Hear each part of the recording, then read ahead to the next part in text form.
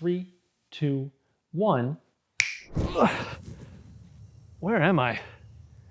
And why is it so humid? Oh.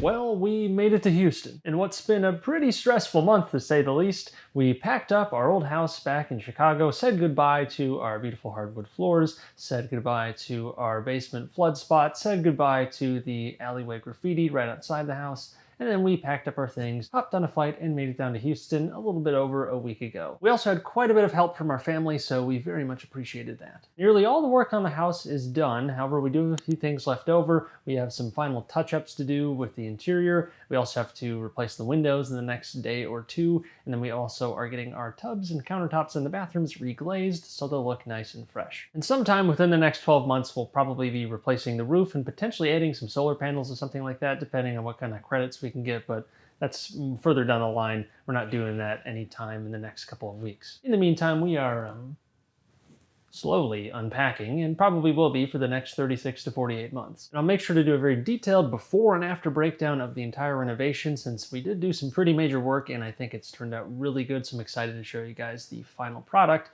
once it's all totally done. So stay tuned for that. But boy, we have been spending a lot of money in the last month and it's been pretty uncomfortable. I would like to stop doing this level of spending for something that's not really going to throw off any real cash flow in the meantime, since most of it is our house. And until we were to rent this thing out, which may not happen for years, it's not really going to be giving us that cash flow back. So really a lot of it's going into equity, and you could say the capital's kind of dead in the meantime, since it's going to be very hard to refinance that out, and we're not planning on selling. But it looks okay on paper, I guess. But in total, we've spent well over $60,000 on the house to this point, just for the rehab portion, not including the down payment. We're probably going to have around another $15,000 to pay to contractors in the next couple of weeks. So yeah, real estate is expensive. But a lot of this money being spent is going towards things that don't necessarily drive up property value. Something like new AC units, new furnaces, and the new windows probably won't add a ton of value, but they should make the house quite a bit more efficient, because right now we only have single pane windows, and it's very hot here in Houston, so having double pane windows and new windows at that should help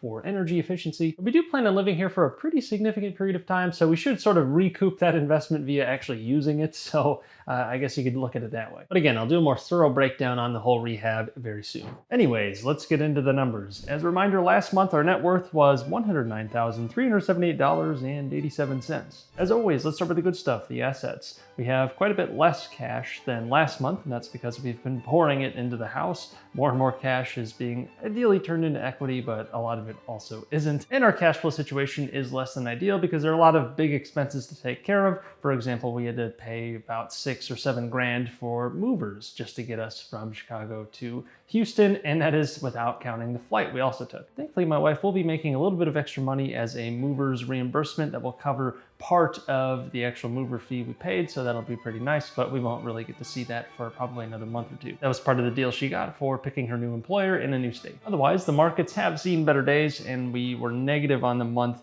from an account balance perspective, so stocks and securities are down to just over $106,000. And if you want to see my exact stock holdings, go ahead and check out the net worth tracker spreadsheet in the description below, and you can see all of my exact holdings, both on the stock side and on the real estate side, so you can get a better picture of my exact position. So I did up the value on that property, our primary residence right here, up to $330,000. But in a market that's getting a bit rocky, I want to be conservative, and plus, whenever you sell a house, you're going to have to pay realtor fees, taxes, all that stuff. So you would end up being less than what the sticker price is actually worth. But that puts us at $900,000 in real estate value. On paper. But in total, that means our assets have fallen just below $1.1 million after eclipsing that number last month. And now onto liabilities. Our credit card balances are pretty hefty right now since we've been paying tons of different people, and a lot of this balance is attributed to our mover fees. We'll get those paid off before any interest is accruing. And the government has announced a new helicopter money program to where we could potentially see $10,000 of this student loan balance get shaved off, which would be pretty nice. It would also make me feel a bit dirty. Tragedy of the commons, I guess. But if any of that balance ends up getting waived, I'll go ahead and mark it here.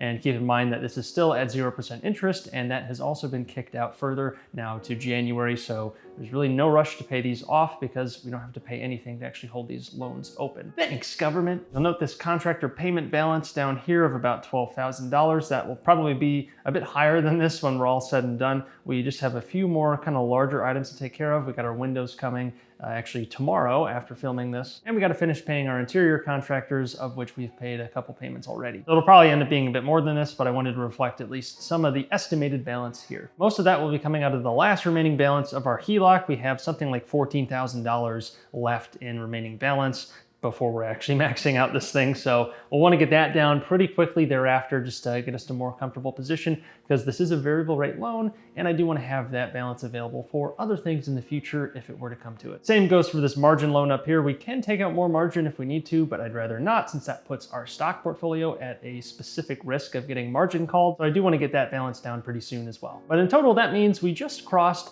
$1 million in liabilities, which means our net worth has decreased down to a bit over $93,000, which is a decrease of nearly $16,000 from the last month. Our debt ratio is now 91.47%, but our passive income remains at $1,100 per month. And I expect that number to grow very soon once we rent out our former Chicago primary residence. Like I said, we're spending a lot of money, and it was an expensive month once again. Thankfully, my wife begins her job very soon. She's waiting on her licensure from the state of Texas so she can become an audiologist here and can actually start making money on the job. That's going to be a huge boost and will allow us to recoup a lot of the investment that we've made into actually moving down here, so that'll be good. We do still have quite a bit of furniture to look for, since only part of the house is actually furnished right now, so that'll be probably a few grand more. And then we also need to buy an additional car. We have one right now that's going to be my wife's car, but now we got to find my car, because once she starts working full-time, I'm probably going to need it, because I have to go downtown a few times a week to actually work in the office. Maybe used car prices will continue to slowly fall by the time I'm trying to buy one. But speaking of my job, for those of you who aren't familiar, I'm a big law attorney, so we have pretty big hour requirements to meet each year, and this is the last month of our billable year, which ends on September 30th. So this next month will probably be pretty intensely focused on that, but in the meantime, I did recently announce that I'm looking to acquire a small business, or potentially multiple small businesses,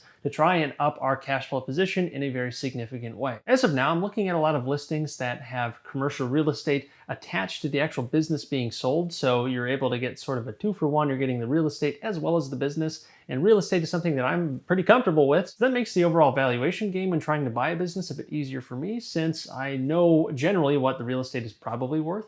And then from there, it's a matter of figuring out whether I'm getting a good deal on the business. It also can make financing quite a bit easier, because real estate is something that lenders really love most of the time. I'm well into my search right now, and I'm getting a lot of the pieces lined up that would be required to take down one of these businesses. So if and when I do, I'll definitely keep you posted here, since I'm definitely learning a lot through the process. I'd love to close on a business before the end of the year, so right now that's my short-term goal. Ideally, we'd be able to quickly improve our cash flow position, which would help to make up for some of the spending we've been doing in the last few months. But if not, we still have our salaries coming in, so we'll make it up in due time. But be sure to subscribe so you don't miss future updates. I put a new episode of this series out on the 1st of every month. You can smash that like button while you're at it. And until next time, take care.